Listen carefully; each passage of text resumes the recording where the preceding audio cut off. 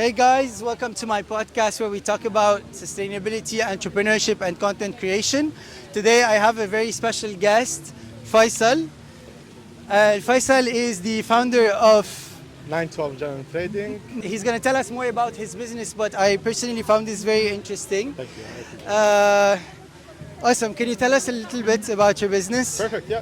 So we were established 2 years ago.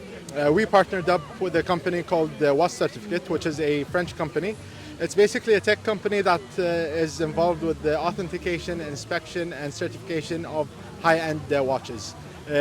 So I bet that everyone knows that after 2016, 2017, the watch industry started booming where you have high demand, low production from the brands, and it became more of an investment than actually collecting the watches itself.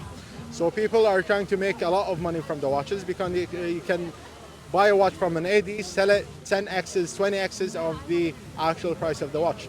So then there was a small thing that got involved where fake watches are starting to be pumped into the market itself. So WatchCertificate came in and said, okay, we want to create a sustainable market for watches. We want to have the people to become more safer in dealing the watches. So they actually started this business where they partner up with service centers and professional watchmakers so they can actually inspect and certify watches on behalf of WatchCertificate. So I tried to bring this business to the GCC region, but I found there is a bit of a culture stuck up, let's say. Yes. Where people actually want to go for a hub or to go to a place that is only involved with the authentication. They have no involvement with buying and selling, so they can trust this place so they can inspect their watches.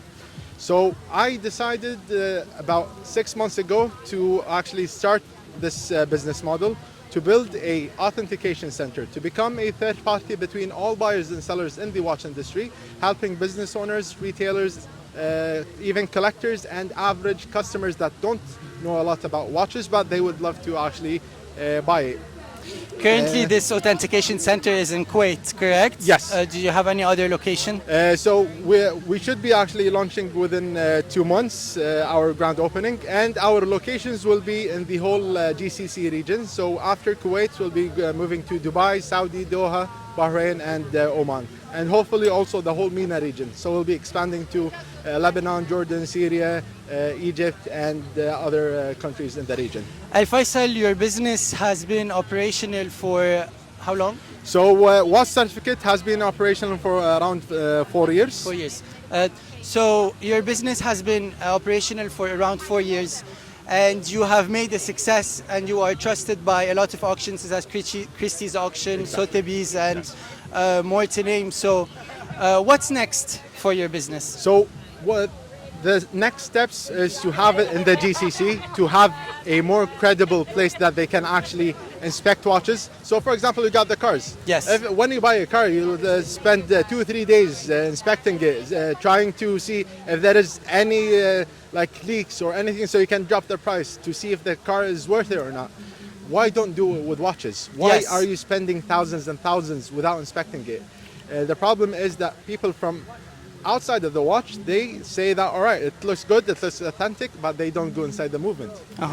Have you heard about the kiss of death from Rolex? I haven't. So let me tell you Let's hear about the kiss of death of Rolex. Yalla. So Rolex, when they actually, the brand itself in their service centers, when they receive a watch, they would do an inspection to see if it is their own watches. Okay.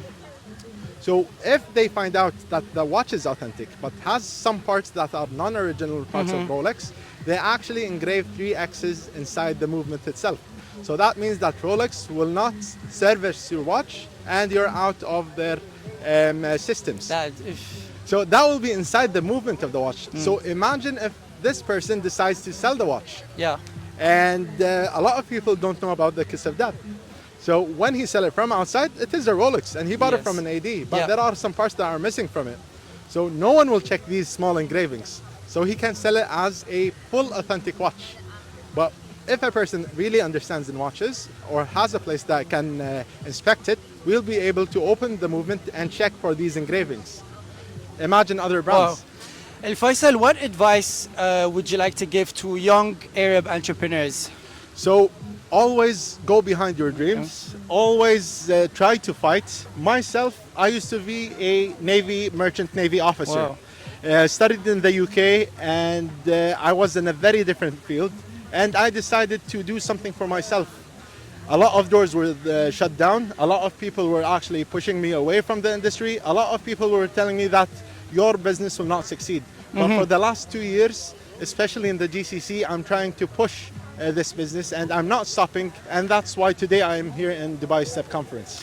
يعني إذا بدنا نقولها بالعربي الفيصل عنده جهد رهيب اللي بيخليه يكون عنده قوة يكفي كل هالأشغال اللي عم يعملها. وعن جد أنت مثال لكتير يعني entrepreneurs بالمنطقة. الفيصل, what would you like to say to venture capitalists and investors today? Be more flexible, be more easier to the people, to the investors, because they are quite young. They are startups. Yes. They actually source the expertise and the investments and the money so they can actually launch their businesses. There's a lot of huge ideas and nice ideas that you're not seeing in the market itself. So you need actually to approach them and make their lives easier, because entrepreneurs today are actually running behind VC companies and investors. So it is much more better if you make an easier approach so they can actually grow, and you can grow with them and can introduce new economies within the industries that they are working in, and you can benefit out of them. شيخ فيصل, شو رسالتك لأهل دولة الكويت ولبنان؟ دولة الكويت ولبنان طبعا اخوان واشقاء. يعني we have a long history together. We are friends, we are families, and even more than that. And رسالتي لكم كلكم ان دائما خليكم مع بعض, دائما تخاووا ودائما تعاضدوا وحطوا ايدكم بايد بعض, لان we can do great things together. We can build a nice future together to help the whole region, not only Kuwait and Lebanon, but the whole Arab world to be and unite. Thank you so much, Alfaisal Alharbi, the owner of 912 General Trading. إن شاء الله يعني الله يوفقك والله يوفق الجميع وأمور تضلك طيبة. شكرا. Thank you very حبيبي. much. شكرا على المقابلة.